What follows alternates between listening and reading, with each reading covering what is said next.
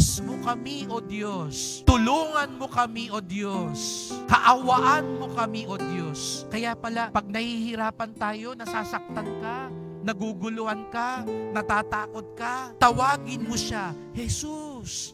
Sapat na iyon. Panalangin na iyon. Jesus. Pag nagagalit ka, may nangaasar sa'yo, may nambubuyo sa'yo, bago ka magsalita, Jesus. Jesus. Kapag natutukso ka, tawagin mo siya, Jesus. Ang pangalang ibinigay ng anghel, ang pangalang ibinigay ni Maria, sapagkat ito rin ay ibig sabihin, iligtas mo kami, O Diyos. Katulad ng Salmo Responsorio, kami iyong kawaan, pagpalain buong mahal. Ngayong unang araw ng taon, yun ang ating dasal. Iligtas mo kami, O Diyos. Jesus, kasama ang mahal na Birhen sa pananalangin ito.